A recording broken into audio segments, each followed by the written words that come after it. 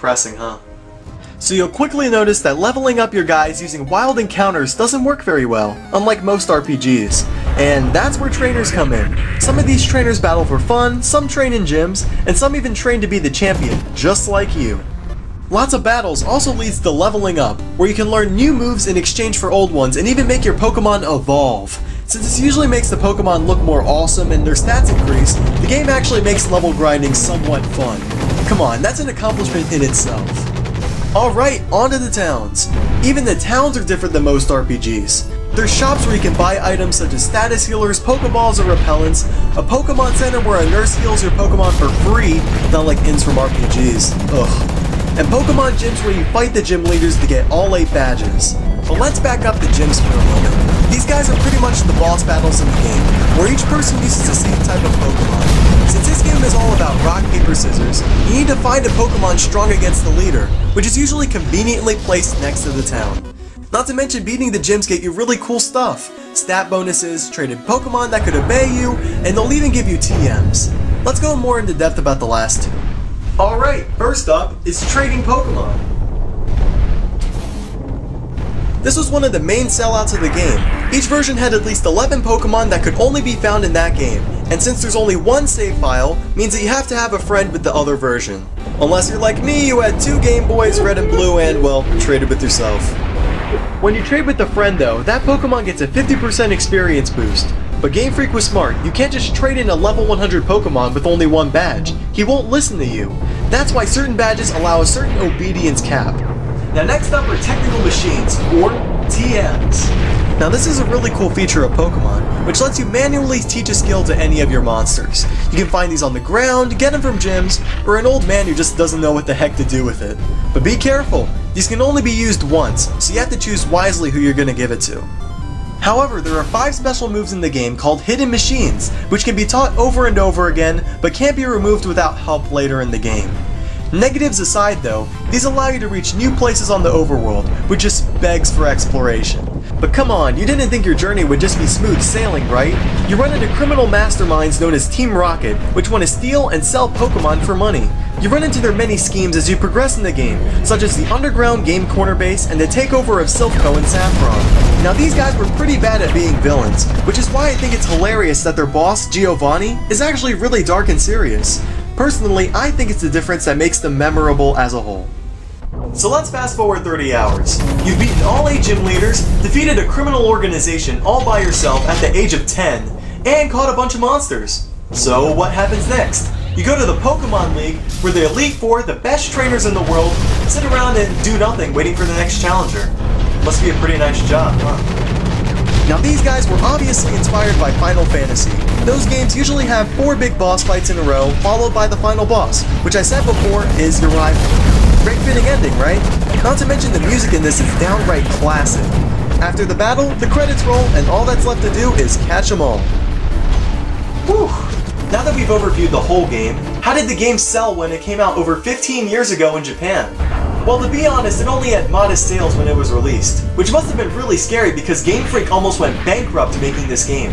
Satoshi worked many unpaid hours, and 5 people actually quit before the game was released.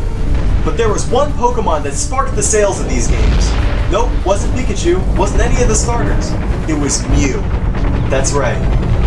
So if you didn't know already, Mew started off as an inside prank at Game Freak, where they'd have a Pokemon that was only obtainable by the staff. But Mew was added after the game's debugging was done, and little did they know Mew was obtainable through a glitch in the game. So Satoshi had the awesome idea to put Mew in a magazine called Koro Koro, where readers got a trading card of the creature for free. After the success of the possible secret Pokemon to use, Game Freak made a giveaway where 151 contestants got Mew in their games.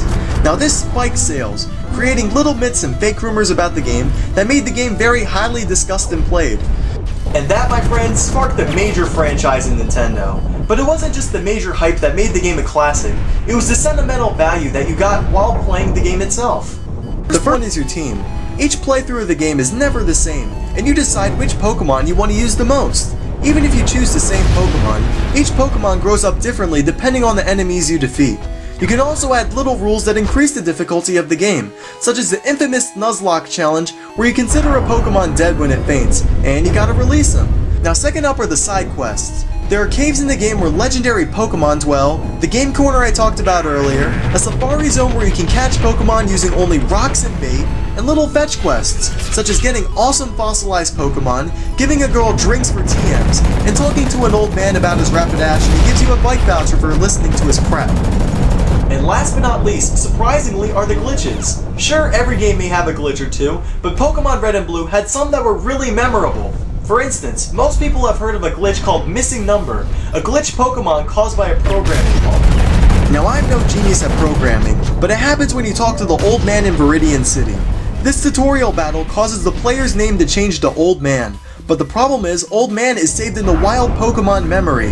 This usually resets when you enter a new route, but the problem is if you fly to and surf along the coast of Cinnabar Island, you're still technically in a town. So this data never gets reset, and you technically face the old man in battle, which results in a glitched pixely L thing. Yeah, this dude may mess with your game in hilarious ways, and sometimes can get you infinite items, but it's the rumors and the discussion that made it actually mean something. Not to mention Mew, who I talked about earlier, is available through a glitch as well. Who would have guessed it would have this kind of effect on the game? Now next up are the faults. Now I know this game may be incredible and revolutionary, but no game is perfect, right? I know some people will get butthurt over the reasons I give, but they really have to be mentioned. Now first up are the sprites. Even though the enemy sprite looks really nice, what the heck happened to your sprite? You look like a garbled mess of pixels, and seeing that this game was made in 1998 on Game Boy, that's just unacceptable. Now second off are the repetitive battles. I have no problem facing the same Pokemon over and over again, but most of these battles just require mashing A. You don't even have to look at the screen. This sometimes makes the game kind of boring, seeing that in other RPGs you have several characters to use and many moves in your arsenal.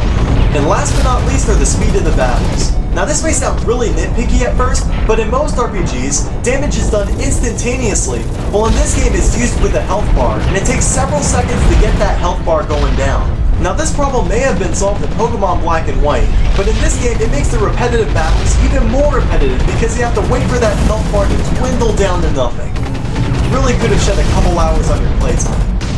Alright, well let's get on to the review. Fun. Now this game is tons of fun to play, and it's a very revolutionary style of play, but the problem is some of the battles just get way too repetitive, so because of that, 9. Now looks-wise, this is a very clean game to look at, and the enemy sprites look awesome, but the problem is, your sprite looks like a pixely mess, so because of that, 8. Now sound-wise, this has to be some of the best 8-bit soundtracks I've ever heard in a video game. They're all classic and they all belong on your iPod immediately. And the screeches for Pokemon, even though they sound archaic, are a very nice touch nonetheless. 10.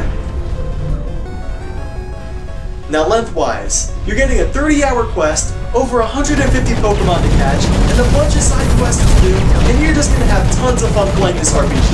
You couldn't ask for any more. 10. Now difficulty-wise, I'm gonna give this to a low medium. Only because this game can be a bit harder in the later parts of the game, but it's still very fun and very accessible for anyone. So I'm gonna give this game a 9 out of 10. Even though it has very minor faults, it's a great game nonetheless, and everyone should at least give Pokemon a try. But I'm not done yet. 2 years later, Blue version came out, which had little improvements to the game. The game's sprites, engine, and script was used in the other versions of Pokemon Red and Blue, but still used the version-exclusive Pokemon from Red and Green. Then with the success of the anime, they made Pokemon Yellow version, which is a director's cut of these games, with Pikachu following you around, Jessica and James from Team Rocket as villains, and way better Pokemon sprites. Fun fact, Ash and Gary's Japanese names were named after Satoshi, and Miyamoto's first name, Shigeru. But then, Game Freak made a sequel to these games, which went out to be an even more incredible game, but that's a story for another time. Alright, well that concludes my video. Subscribe if you like my stuff, and if you really like this kind of Nintendo 101 segment, be sure to leave a like and a nice comment in the comments. So, be sure to check out the other reviews on my channel, and I'll be back very soon with more videos. So, this is Balrog signing out, and I'll see you guys very soon. Well, hopefully.